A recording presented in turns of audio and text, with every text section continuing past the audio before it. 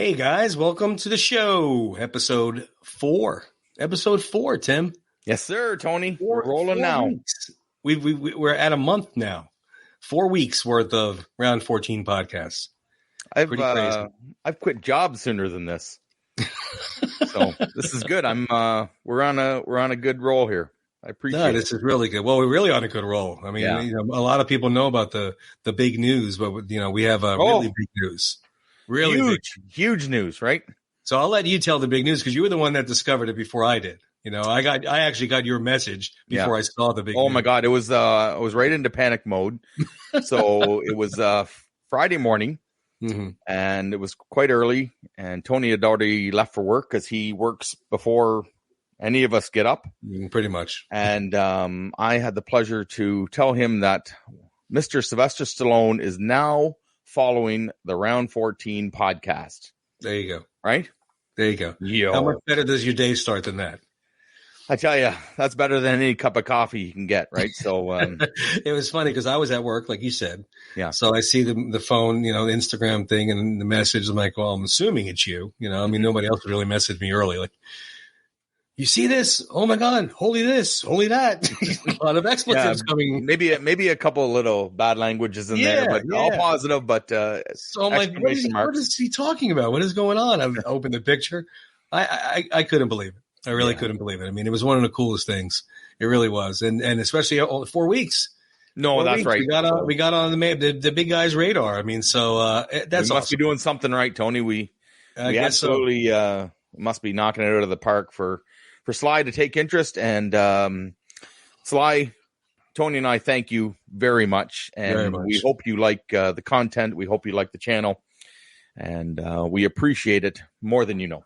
Oh, absolutely. I mean, it really kind of, like I said in the post when I was thanking him for following us, really it sets the level of expectations now a little higher. The show has a little more clout, I guess, so to speak, and we have some big things to fill. So we'll do our end of the deal, and hopefully he's happy with it and the others that are following as well. And hopefully it grows from there. So we'll see. But it was very, very cool. I mean, come on, man. Whether you are as big rockheads as we are, or you're just an average Joe, there is a person on the planet that doesn't know the name Sylvester Stallone. That's right. I mean, he's been in the film business for 50 years. Rocky came out 46 years ago. So, I mean, he's a living legend. I mean, he really is, whether he likes that or not. I know he's not thrilled on the idea of saying he's a inspiration or he's a legend, but hey, he looked up to Steve Reeve, right? Yeah, that's right. Reeves and Hercules, and we look up to him, and he's done a lot for the movie world, for the motivational things that he does and says. And, it's crazy. It's crazy. Somebody of that stature is following our channel. Yeah, absolutely. So I guess in December, you're going to have something else to talk about when you meet him, because you laugh. We've checked that off the list. You laugh. I actually said to my wife, I said, if he checks out the show, which I'm assuming he's going to, I mean, why would he follow us if he wouldn't at least check out an episode or two? I'm hoping that, he checks out a lot more. And then maybe when I get there, he'll be like, hey, you're the Round 14 podcast guy. Absolutely. And I mean, that's wishful thinking and a pipe dream, but you never know. But you know what? I think, like you said, he's 46 years ago since Rocky came out. If anybody has taught us never to give up, always keep moving forward, we just got to keep pushing it. And you might get no today and you might get no tomorrow. And, you just keep believing in what you're doing. And we enjoy this. Tony, I enjoy doing this every week with you. I have a blast. We have so much content to talk about. We're going to keep moving forward, and he will say, "Yo, Tony." I can see it. It's going to be great in December. That would be classic. Yeah, we're starting to get more and more in common. He follows the podcast. I live in Florida with him. That's right. Next thing you know, we're going to go have lunch. Well, I can't see why not, right? So you better pick up that tab there, Tony. Oh yeah. Definitely be on me. No, but it is very cool. Like I said, I mean, I actually posted something the other day that somebody had a Rocky post on their site, and their page was motivational stuff. Yep. And he was talking about just one more day. He was talking about his father, who was an alcoholic, and he had gotten sober. So he had said to his dad, are you going to be sober now for the rest of your life? And he goes, I don't know. He goes, but I can tell you this, I'm going to be sober for one more day. Yeah. And then the next day comes, and I'm going to be sober for one more day. And it's almost, one more round, right. one punch at a time, one round at a time, keep moving forward. It's all the same, and it all, it could all be placed in the Rocky lifestyle that a lot of us lead. And yeah, man, let's just every week we put this show together.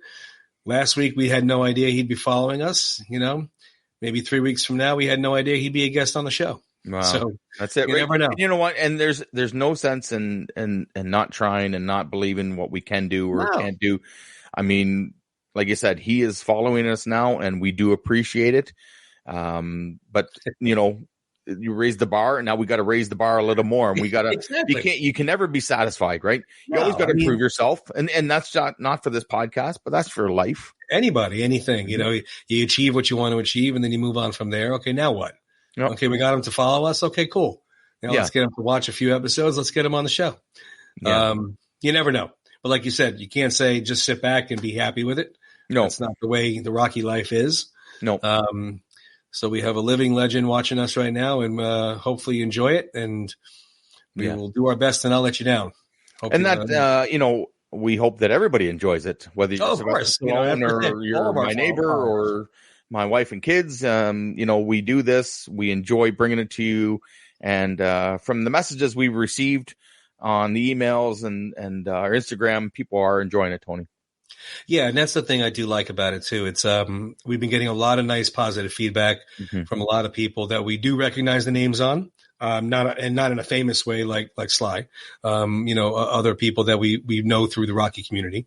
But I've been getting messages, and we get messages on round 14 from people we don't know, right? And we've never seen before, and that's pretty cool. We touch base with them somehow, some way, and they like what they see, and so we'll just keep doing it.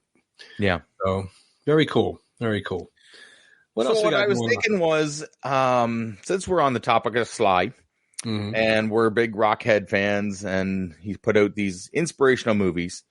I thought it might be fun to take a look at a couple of the movies that we love so much, Rocky and the Rambo franchise. And if we were sitting in a director's chair, now there's been talk about a Rocky prequel that's been throwing around the idea on the internet, and even Sly himself has said that, he might have a treatment. Tony, I ask you, if you were sitting in the director's chair, do you have your premise for what the Rocky prequel might look like, and what would that be?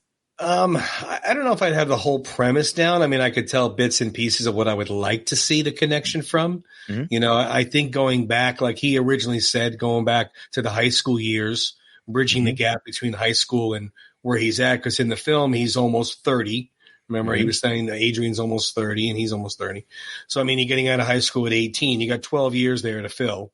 So it's a pretty good sized gap. But if you look at the time frame, our country had a lot going on in that 12 years. Oh my goodness. Yeah. I mean, so you're going back to 1962 or 64. I'm sorry, 64 to 76. It's a lot to happen. So I would like to see how, he got involved in boxing at all. What drove him to find that, did he go to he said to Mickey, remember when Mickey kicked him out of his locker?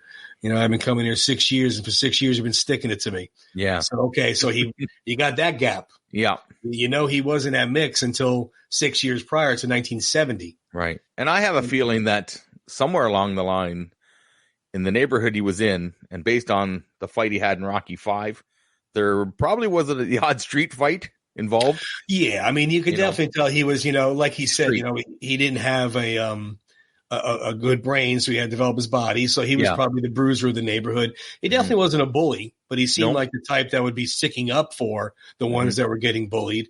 And that's where Paulie came in.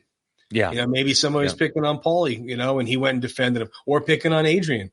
Right. And he went and defended her. I know you could read bits and pieces of the pages that Sly posted.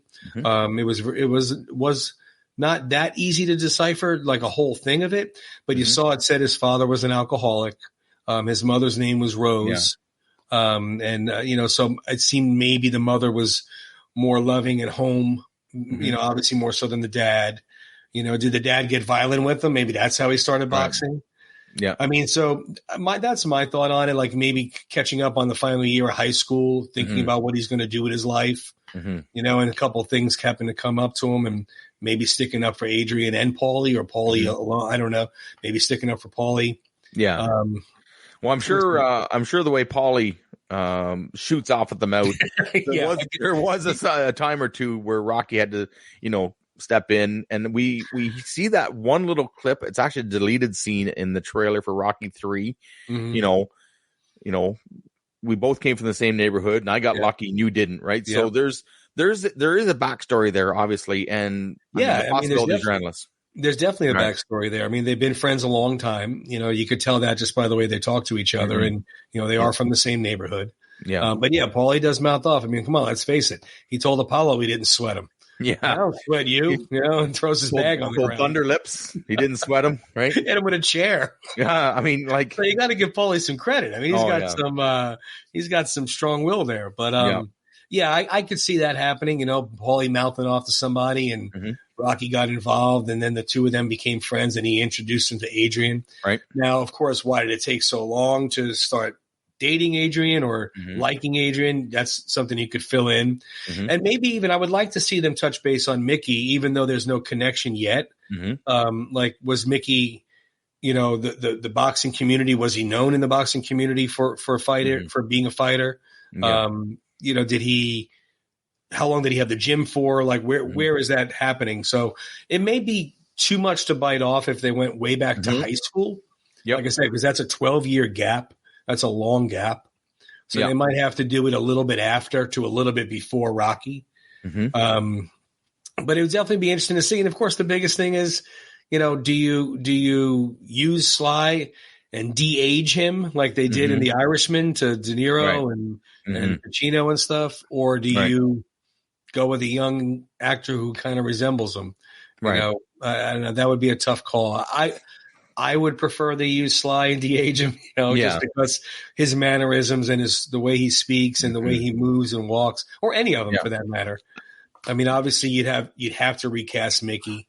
Yeah. Well, the other thing you touched on, like I said, with Mickey, it's you could also flash back to when he was in the ring. I'd love to see that where he put the thumb, the nail in the thumb and punched holes in his cheek, and like the wars that Mickey fought in the ring. So I think that would be good there. Yeah. And then supposedly the prequel had Apollo was up and coming in that area. Or not up and coming in the area. Obviously, he's not from there. He's from Los Angeles. But I mean, he was he went there like at a younger age to fight in maybe an Olympic fight, a trial or something. Right. I remember reading something along those lines where he was in the Philly area. And Rocky, they're interchangeable, aren't they? Rocky saw him and maybe idolized. Wow, look at what this guy can do. Yeah, I mean, there's a lot there. There's a lot that could be done. A lot of, like I said before, I would like to see the gap get bridged for there, and then I would love to see the gap get bridged from 5 to Balboa. Right. That one's a little harder, I think. Not harder to do, but it would be harder to really want to accept because obviously Adrian dies. I mean, so that's right there alone, that's not good. Yeah. And I'm glad they. What's that? No, I was just going to say I think we both know a person that might help us out with that one day, and there might be a script that could be available. And that's a whole nother show though. Yeah, exactly. Another show. But we'll see. I mean, it would definitely be interesting to see. I think a lot of the fans would love it. It's almost like Star Wars, like where they have some animation ones, they have some TV series ones, they have movies. Yep. And it's all different snippets of the Star Wars universe. Yeah, that's right. And I think that would be something any of the Rocky fans would like any snippet to piece it all together and see how it was. Was Gazzo always the neighborhood loan shark? Did he up and come? Because he doesn't look like he's that much older than Rocky. No. He looks, so it's, what is he, 40? Maybe? I mean, in that area. So it would be interesting. I think it would definitely get people's interest, and it more to tell on the whole story in the beginnings. Sure. But as far as the director chair goes, if I had to do it, I would want the original cast. We could get that CGI young face in there, and they're doing lots of things with that, so you never know. No, you don't. I mean, it could happen, or it could be just a novel. I mean, it could be a written book. They might just forego all of the video and movies. Right. I know that he was talking about a Netflix series similar to like Cobra Kai for the prequel, which I do think would be a good idea, especially if you're going to continue with the 12-year gap of high school to Apollo offering the championship. Yeah, because you could have then seasons, you could spread it out. Right. Yeah, you could have 2 or 3 seasons where they 9 or 10 episodes a season and really get people hooked on it, right? So and then you're going through 3 years a season or something, whatever you got. So that would definitely be a better route for doing that large of a span. Yeah, that's right.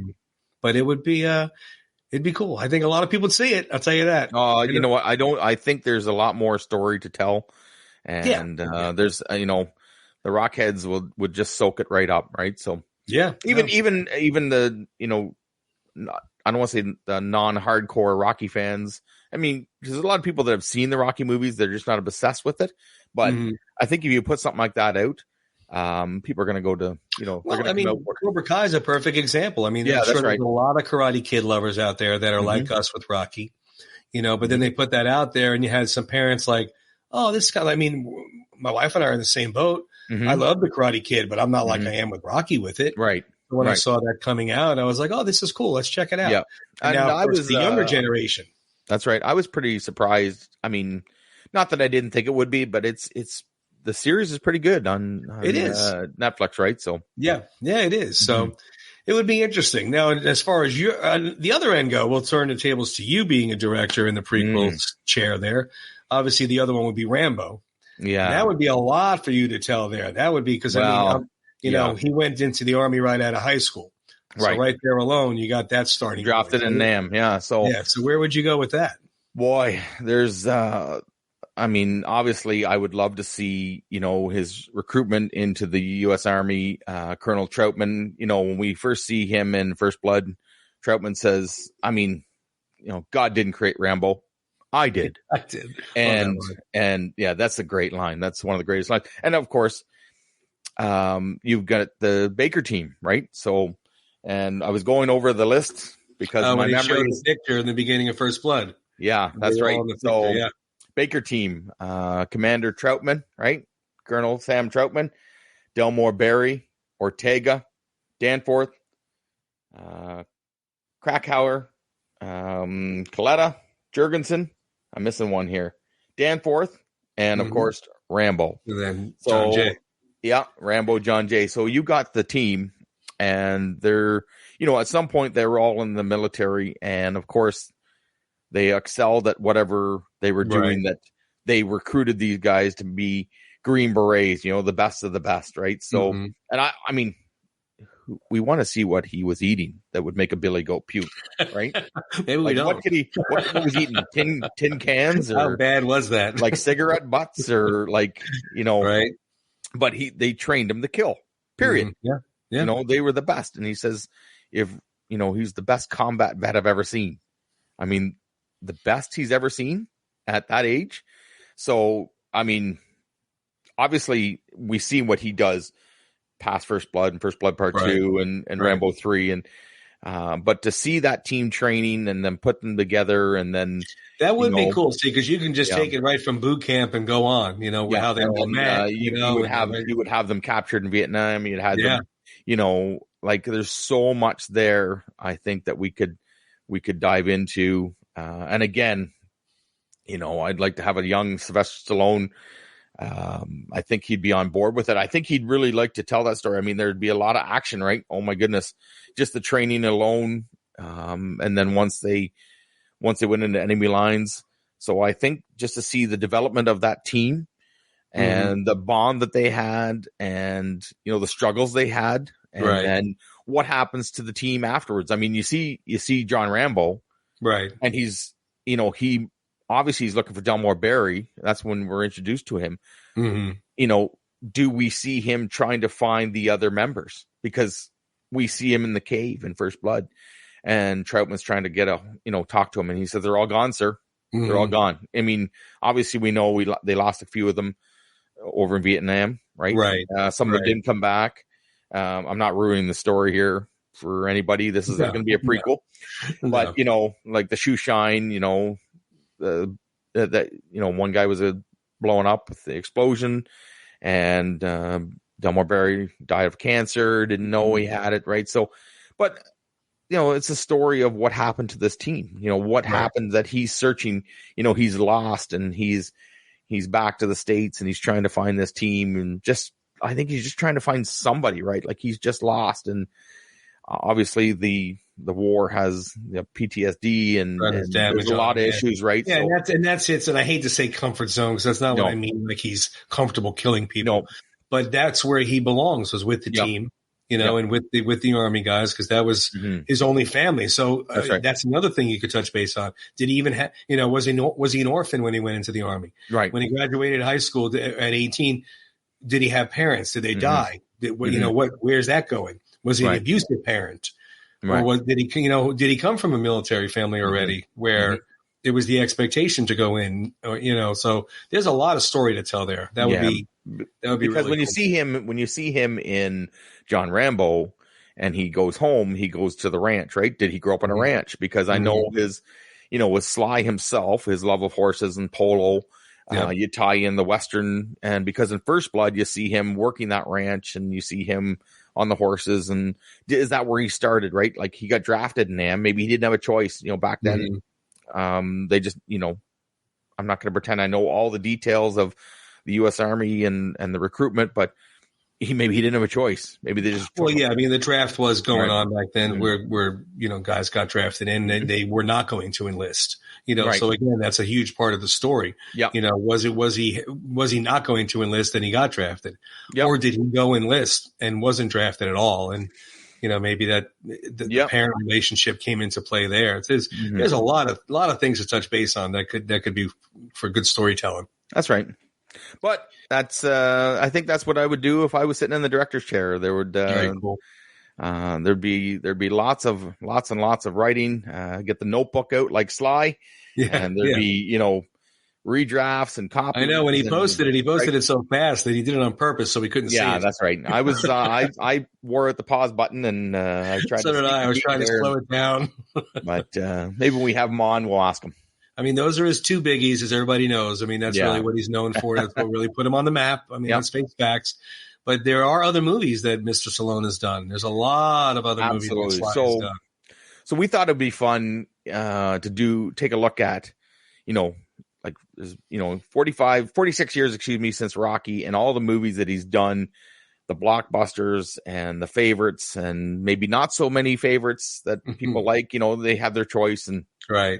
Tony, I love, there's so many movies. I can't decide. Like, he really has done so many. I mean, you don't really realize somebody's, filmography, so to speak, and you think, I mean, I've been following him since 76, as everybody already knows. I've said that numerous times. I was 10 years old then. So I started watching films when I saw that they were coming out.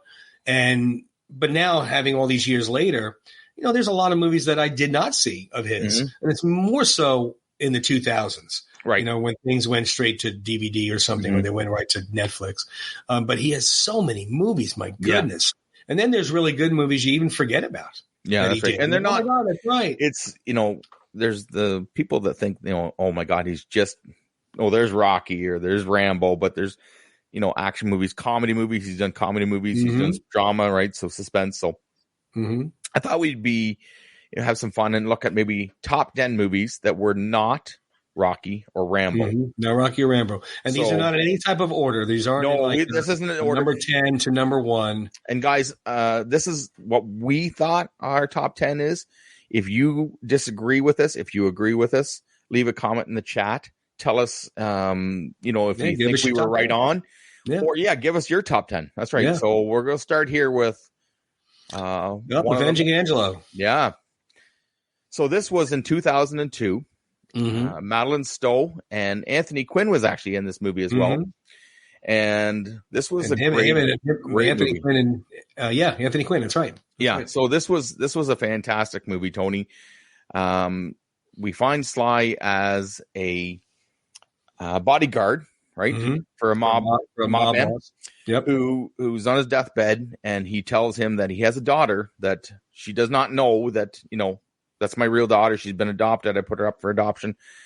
On his deathbed, he gets, Sly's character to promise to watch out for her. Yep, to protect her. They don't know each other from squat, right? So she gets this character showing up at her door, this thug, right? I'm protecting you, my father. Right. It's like, that's not my father. Right. Other people are after her to try and kill her. Like, it's unbelievable, the action.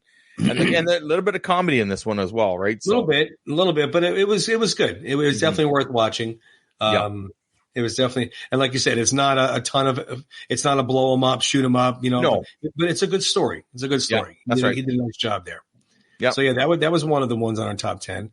And then the second, not second again, we're not doing them numerically. No. The other one would be Demolition Man. Yeah. Demolition Man. Yep. So Demolition Man. That one there has a huge future telling story for being done when it was done. Yeah. That's right. 1993, Demolition Man. Wesley Snipes, and Sandra Bullock is in this as well. Mm-hmm, mm-hmm. So even Jesse Ventura makes a 30 years ago. That's 30 years ago, and next year. Yeah, Jesse Ventura makes a cameo in this. Yep. So this is, I picture this if you took Sly, and you brought him to 2022. This is exactly how he would act in this movie. He's an old school action guy, and he's going to get the job done. Yeah. There's a ton of action in this and a little bit of comedy as well. So they blow. Dennis Leary's also in this movie. Yep. So this is I like the scenes between him and Sandra Bullock though. Mm-hmm. Yeah. Because they're not, the love interest like normal. No. But it's because of they have different things now. It's 2032. Right. They have different stuff that they do. So, and that's the funny thing, because Sandra Bullock's character is obsessed with the 80s, right? So she's obsessed with it. So when she sees this tough, no holds, get my guy at any cost, action cop, all of a sudden appear in the precinct, she's just like dumbfounded, starstruck. She just can't believe it, right? And I tell you, this is the most unique love scene you're going to see in a movie. Okay. Excuse me. You're right. I mean, we've all seen it and we all laughed about it. And I'm sure they had a hell of a time making that movie. So that was pretty good. Right. Yep. So the next one after that would be Paradise Alley. Paradise Alley. We have to go back. We have to go back to 1978 for this one. And I remember getting the Rocky IV movie magazine. And they would, obviously they broke down Rocky IV, but they talked about some of the movies he made before Rocky. And this was, they did an article on this. And when I saw that, this was 1985. Right. I said, geez, what is going on here? Look at him there in that picture. He looks like a thug. Yeah. Right. So, but, really an underrated movie, Tony. I agree. It's one of the better movies in his earlier stage of his career. Right. And of course, Kid Salami. Mm-hmm. And actually Joe Spinell, who played Gazzo in Rocky's in it. Yeah, that's right. I agree. It's an underrated movie. It's a very good film, and it actually got very good reviews too. It did. Siskel and Ebert and those guys gave it some nice reviews. Mm-hmm. Definitely something to check out. I think it was. I don't want to say ahead of its time, but I mean, it didn't deserve the beating that some people give it. No, that's right. And it shows the struggles, right? In like in old New York, Hell's Kitchen type style, right? They're trying to get a better life, him and his brothers, right? And they're trying to get their brother to be a pro wrestler. And, the mischief they get into is pretty comical. Yeah. But I want to talk about that, like Joe Spinell in this. So Sly in this list, and I'm sure you guys put your own top 10 together, you're going to find that Sly's pretty loyal to people that have been in his other movies, right? So Joe Spinell has been in, there's a couple movies on this list that Joe Spinell has been in.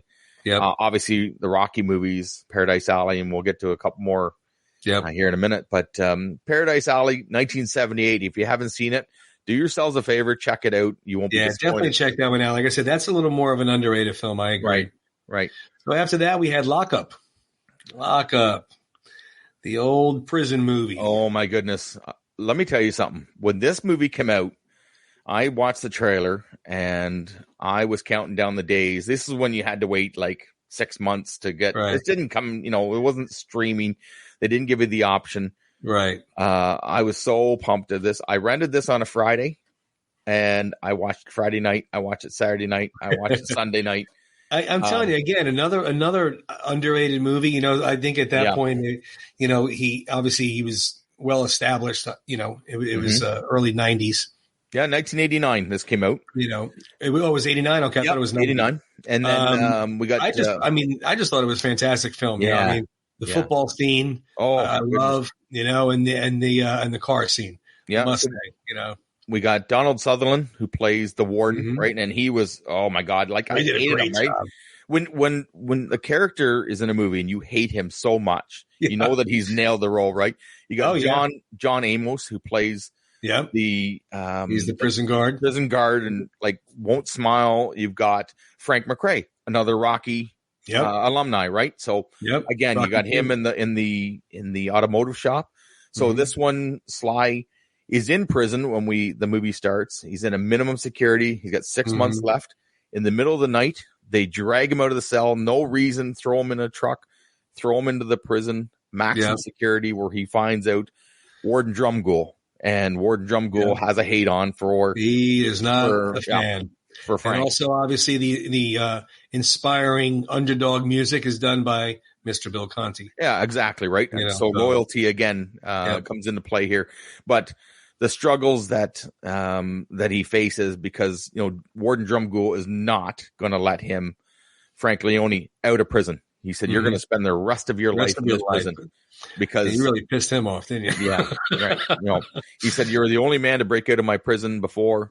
Obviously, just a fantastic movie from Football in the Mud. Yeah, definitely check it out if you're working on that Mustang, right? So it's just a great movie. A great movie. What do you got next, Tony? After that, we have Cliffhanger. Oh, Cliffhanger, right? Now, see, I didn't see Lock Up in the theater. I saw it on. I rented that. Yeah, I did too. Same thing with Paradise Alley. I rented that as well. But Cliffhanger, I saw in the theater. Right. And I'm glad I did. And it just happened to be coincidental. It wasn't anything that I planned. But I mean, with this, cinematography with the mountains and everything, and it was just, it was a good action flick. It was a another root for him flick type of deal. And talk about a villain, John Lithgow, definitely. Right. You're not a fan of John Lithgow's in this movie. That's for sure. Yeah. Michael Rooker also in this movie. Yep. Right. Yep. Just the opening scene in Cliffhanger. Where he's climbing up the mountain and they're coming up the helicopter. You got the other guide and hiker, stranded on a mountain, and just that opening scene. Nobody expected a movie to open like this, where this girl, what happens to her? Again, these movies. I'm assuming everybody has seen them. If you haven't, I mean, it's unfair to. I mean, I guess we could give a disclaimer. Hey, look, we might be talking about things, but I mean, they're 20, 30 years old. Yeah, 1993 people. If you haven't seen it, you probably aren't going to. Exactly. But just high energy, and John Lithgow was so good as a villain, right? I hated him in that movie. And I hated him, and I hated the guy who thought he was the football player in the soccer. Remember he was kicking him? Right. Oh my God, I hated that guy. Yep. Okay, so next up we got one, and it doesn't really necessarily, I didn't take it as Expendable, the first one, the original, but the Expendable series. But the Expendables, the original, the first one, not Expendables 1, people. No, Expendables. That's right. Was better than the rest, in my opinion. Yeah. And this had to make the list. I mean, this was just a fun, action movie, blow them up, shoot them up, all the action stars that are in it. It's just a fun movie. I mean, I shouldn't say fun, but it's a fun. You know what I mean? Right? It's action packed. It's definitely not for the meek, but it's a good flick. Good flick. Yeah, 2010 Expendables, and the cast is the cast. You got Mickey Rourke, you got Bruce Willis, you got Jason Statham, you got Dolph Lundgren, right? Randy Couture is in this. Jet Li is in this. Appearance by Arnold Schwarzenegger. A funny story about this. He was governor at the time, and people were a little bit revved up that he would agree to do this as a favor for Sly. They filmed the scene in the church Right. I believe it was 5:00 in the morning because he wasn't on government time. Right. Okay. It was a Sunday morning, 5:00. They got the shadows right for him coming in the door. Didn't charge Stallone anything. Did a favor for Stallone. Really? Loved the idea of it. He, with Sly, I think maybe they talked that this wouldn't be the only one. So, right. And the banter back and forth was, a little bit of macho. Oh yeah. Busting the balls kind of thing. They were. I wouldn't have expected anything less. Yeah. So you got, that scene when you have Bruce Willis and Schwarzenegger and Sly all together, like that's the first time that ever happened. Right? Yeah. Yeah. So, yeah. And the cast, and then you got them showing up at Mickey Rourke's, tattoo / garage motorcycle, and he's finishing the tattoo on Sly's back, and Jason, Lee Christmas bugs him and says it still looks like a black chicken. He's like, chicken? What are you talking about? It's supposed to be a raven. So it's typical, guys. You can see a lot of the similarities and what Sly likes. He uses the raven from where he gets from Poe, right? Poe. And he's got that on there, and he's got his own tattoos that he has on his shoulder. He finally gets to have a movie where he can have the tattoos, right? So, I mean, obviously he doesn't have the skulls on there that he had in this movie, but covering up some of the family photos he has on his arms. But, and one of my favorite lines is when he gives him a hug and Mickey Rourke says, Jesus, you like hugging a cold piece of steel, right? Don't you ever sleep, brother? So I just loved it. And a ton of action, right? Stone Cold Steve Austin's in this movie. Yep. And Eric Roberts plays the villain, right? Yep. So much. I mean, it is a fun ride. There's a lot going on. Ride. Yeah. So after that, we have Raging Bull versus Rocky Balboa. Oh, yeah. The grudge match. Another fantastic movie, right? Robert De Niro. So interesting because, I love De Niro. Most film fans love De Niro. But if you look at both of their physiques, Razor would have no problem taking down. No, that's right. Well, when you find Robert De Niro's character eating pancakes and whiskey, as he's starting his training when he meets his son, right?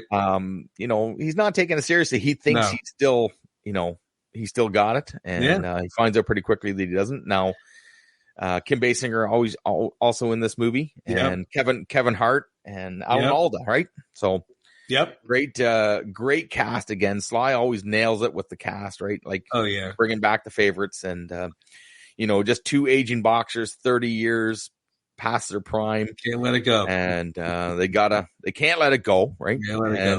In the ring for one more time. And the build up to the fight, like how they have to promote it together. They hate each other's guts and they have to promote this thing together. Right. So just a great fun ride, and great one-liners, and a lot of fun, that one. No, it is. It's a fun movie.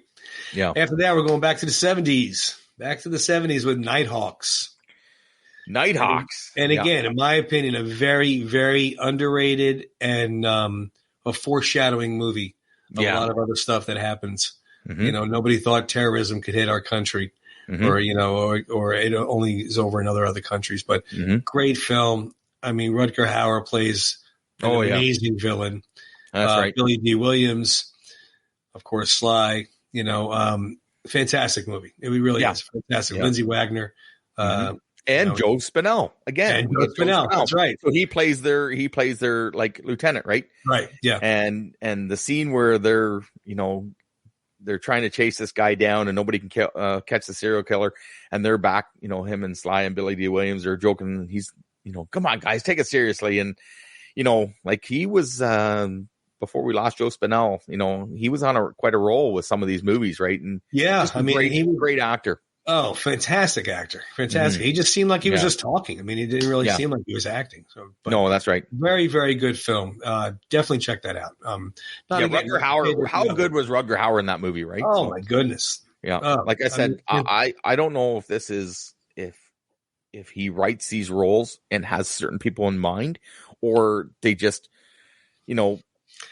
I think he does. I really think he does. He may. It's not unheard of sometimes for them, hey, I wrote this role for XYZ actor. But also, too, I'm sure he has a lot of input in casting. Sure. So, I mean, if even if it wasn't written for Rutger Hauer, when, you know, Hauer's name probably came up, oh, yeah, this guy, the blonde hair, the blue eyes, and, you know, steel look to him. Let's get him in here. Yeah. So, either way. Well, fantastic. I mean, that's the advantage when you're writer, director, producer, right? Yeah. You call it all, you know, you have a little bit of pull. So Right. And then after that, we go with a definite fan favorite of a lot of us, Over the Top. Over the top. Mr. Kenny Loggins, 80s soundtrack king. Yeah, 1987. Let me tell you something. When I was in high school and this movie came out, and it was so popular that my friend actually built a arm wrestling table. That's awesome. And it had pads on it, so we could use it on the bus. Because, like I said, I grew up on an island, so we had a 20-minute boat ride. And then some days we get on the way home, you might get stuck in the ice. Right. And oh, jeez. I think the one time we were going home, we were 3 or 4 hours stuck in the ice. They had to bring a tugboat in and go around. Get out. No, honestly, yeah. And so we had this arm wrestling table, and it had pads so you could put it between your knees, and everybody, that's all anybody wanted to do after Over the Top. Oh, that's so funny. That's great. Yeah, just a great movie. I think some of the lines that stick out to me is "The world meets nobody halfway." Right. So another inspirational quotes in this movie, such as "Life with Sly." Right. So good music. Sammy Hagar with "Winner Takes It All," and you know, good film. Yeah. Good film. Yeah. Now speaking of Over Top, as many of you may know, my co-host from Florida has that Florida glow and the nice silver hair. So I just wanted to. Tony didn't know I was going to do this, but I want to show you a picture. Now I know of Robert Loggia and Tony. Now, let me tell you, people, are they not twins? Mr. Loggia, I apologize about this. I'm sorry. I know you're not with us any longer, but yeah, I'm so sorry, sir. But I'm telling you right now, you're a dead ringer, right? I don't know if I told you the story about him as well. Stacy and Mike had mentioned about the Loggia look. Yeah. And my grandfather knows him, or knew him. Both my grandfathers and Mr. Loggia's gone, but they knew each other. They grew up in the same neighborhood. Yeah. And, but he's a great actor. We lost a great one there. Yeah. And, it could be worse, I guess. I feel bad for him saying I look like him, but, I'll take it. Whatever. No, that's great. Does anybody ever mistake you for him? No. All right, moving on. Next subject. Last but not least, number 10 on our list is Copland. And this, to be honest with you, this was one of my favorite non-Rocky Rambo films he did, period. Yeah. He did a fantastic acting job in this. Stellar cast. I mean, come on, you can't get a better cast than this. Yeah. It's just a great story, great film. I mean, those are the 4 big guys that are on the poster. You got a ton of other actors that are in it that are well known. The late Ray Liotta, right, was in this. Ray Liotta's in it. Yeah. I mean, Harvey Keitel. It's just a very, very good movie. Very good. De Niro again, right? So, this is just a great movie. So that rounds out our top 10. Again, these are in no order. That's our number 1 non-Rocky Rambo movie. I mean, I have others that are on there that, we discussed previously that are a little honorable mention type of ones. We don't have pictures for them, but, films like Victory or Fist. But again, those are older. I mean, Fist, I think, was 79. I don't really remember the year exactly. Yeah, Victory, I think it was 1980, 81. Yeah, it was somewhere around there. It was pre-Rocky 3, but almost Rocky 3 time period because he was in that kind of shape. Yeah, Get Carter. Get Carter's another one. That's another one. I mean, like I said, the man has got quite the resume. Yeah, even some of this, like Oscar, he was so good in Oscar, right? So such a comedic role in Oscar. Tango and Cash with Kurt Russell. The buddy flick, that was like the Lethal Weapon type of film. Yeah. But I mean, Kurt Russell and him played off each other really well, and that's right. It was very well done. I enjoyed that movie. That was a fun movie. Yeah.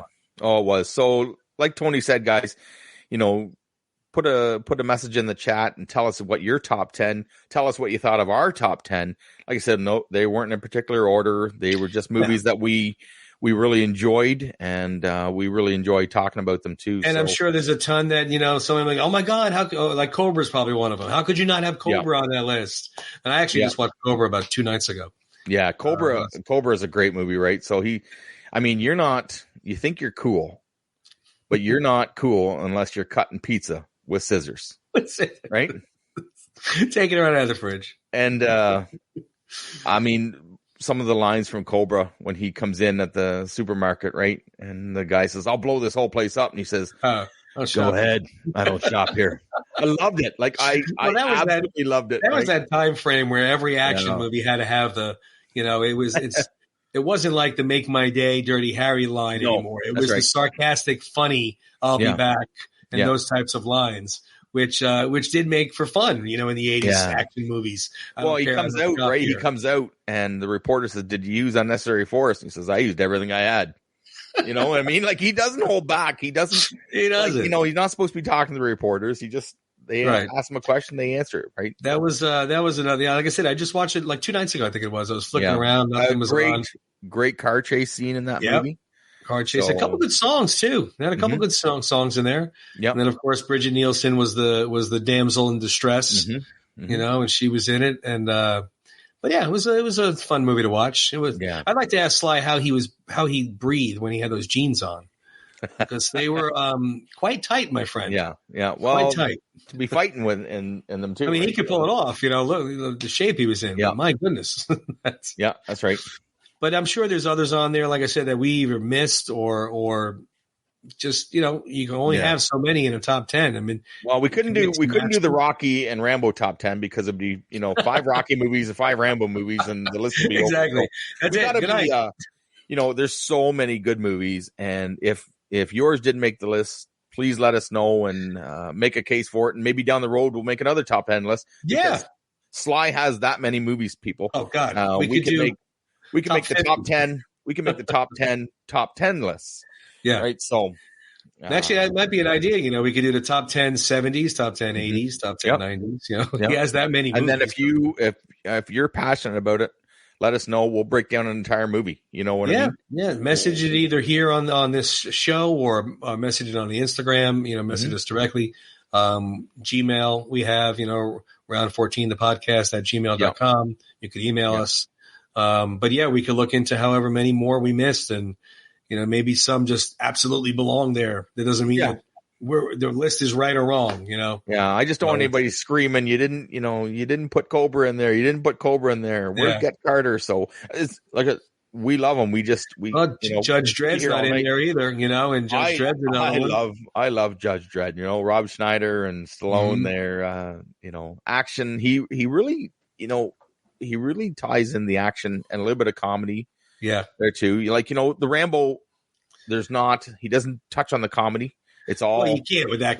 No, but but there's some movies that he's really funny, right? Like when you see him on Saturday Night Live, when you see him on TV shows, like he has got a comedic side, and you see him on his Instagram, right? With his kids.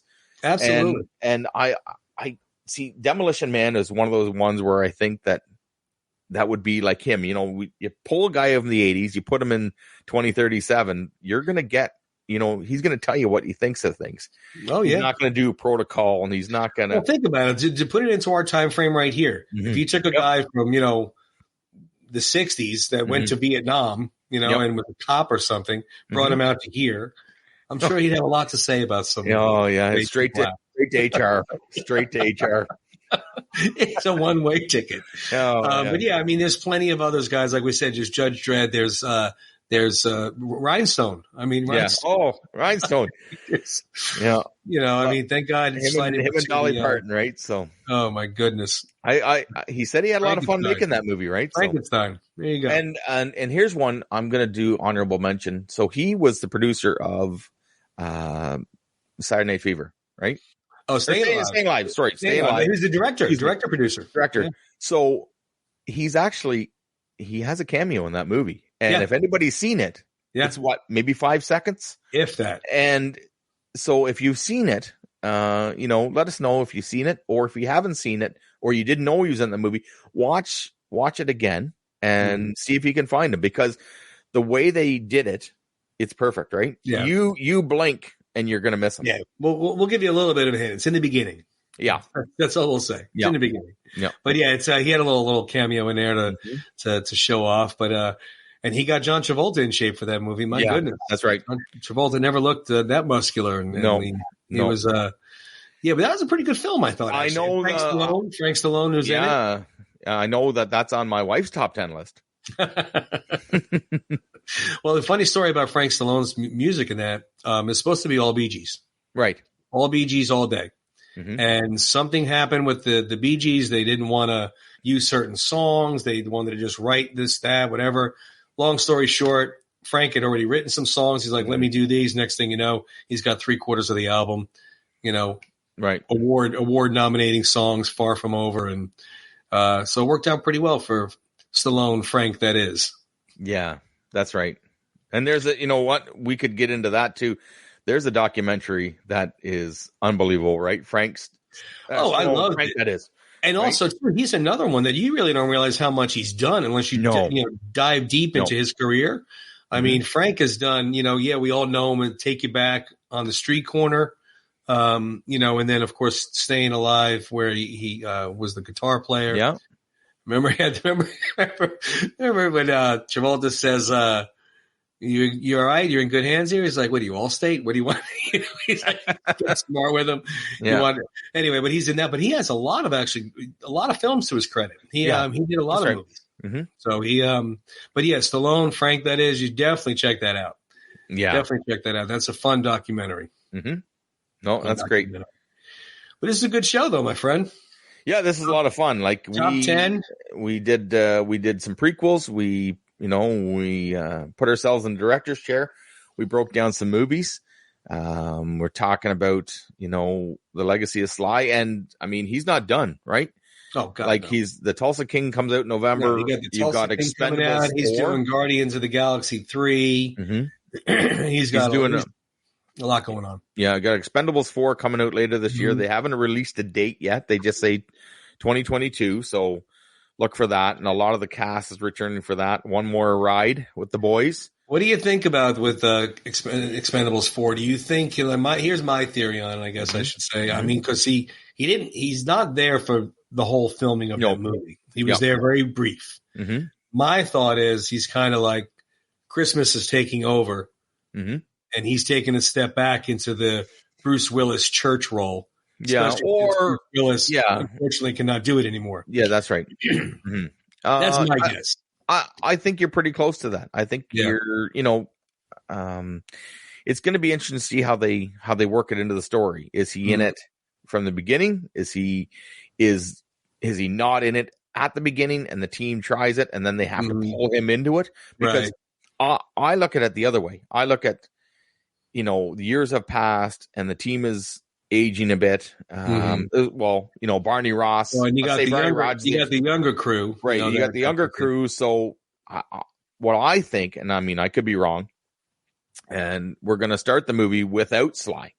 Mm-hmm. And you're going to, because they never tell you, he says, he went on Instagram and he said, I'm leaving. And Jason was like, yeah, he's abandoning us.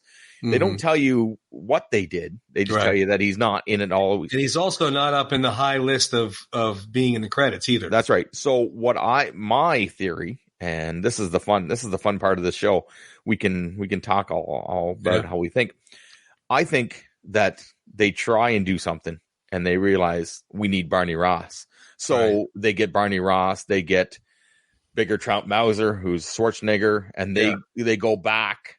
They pull these guys out of retirement, and they say, "We need you for one more ride." So, or it sounds like it would make sense too. I mean, who knows? Yeah. And then, of course, you got the worst way that you'd want to happen, where Barney Ross gets killed. Yeah, but like I said, it's. I think we're all waiting for it. We're all excited. I'm excited. I love the Expendables just because this was a time where, like, individually, I've watched all these guys. You got Mickey Rourke and you've got Dolph Lundgren, you got Bruce Willis and Schwarzenegger. You even had Chuck Norris and Jet Li. Yep. I've seen all these movies, Jean-Claude Van Damme. Yep. They've had so many movies to pull them together. Mel Gibson, Kelsey Grammer. You could also talk about the people that they haven't pulled in. No, that's right. There's a ton more of action stars that have not been in there that could be. I mean, Carl Weathers is one of them. Right, Carl Weathers, yeah. Action Jackson and Predator, and he could be in there. Kurt Russell, right? Kurt Russell in. Right. He definitely could be in there with the Escape to New York, Escape to L.A. There's definitely some more. And then there's other women. Cynthia Rothrock. Do you remember her? Yeah. Well, what about the Karate Girl? Yeah. What about The Rock? Right. Like Dwayne Johnson. Yeah. Like there's a lot of people that would probably be chomping at the bit to be a part of this crew. Right. Yeah. With these guys are legends, right? These guys are 80 action stars, and they're still doing it. Right. This is the crazy thing. Like they're still making these movies, and that's just great. I mean, that's just crazy that next month Sly's going to be 76 years old. And he's running around with a machine gun making a movie. It's like it just blows my mind sometimes. That they're still doing it. So it's crazy, but it's good stuff. It's good stuff. We'll see. So yeah, guys, leave comments down below. Message us on the Instagram channel. Let us know about your top 10. Let us know how come these two morons did not include A, B, and C on their top 10 list. And we could chat about it again. Like you said, Tim, we could have a million of these top 10s. Yes. So good. So good stuff. All righty, my friend. Well, anything else we got going on? Otherwise, we call it a day. We call it a day and go have a cold drink. We hope you guys enjoyed this. Like I said, we love bringing this to you every week. And, the top 10 was so much fun tonight, Tony. It was. I really enjoyed it. Like I said, I think I'm going to go watch Paradise Alley. There you go. So you have it? Oh, absolutely. I have it. Okay. Yeah. It's a great movie. And, just a really underrated movie for its time, right? So I agree. Yeah, go watch that one. But yeah, guys, thanks again for watching. Thanks again for the support. Yep. Mr. Stallone, Sly, if I may, thanks again for following us. It was good stuff. And leave us some more comments, leave us some suggestions, criticism, whatever you want. And we're open for anything. Yeah. We're open for anything. Otherwise, we will see everybody next week for episode 5. Episode 5. Thanks very much, guys. See you guys. Pleasure. See you guys.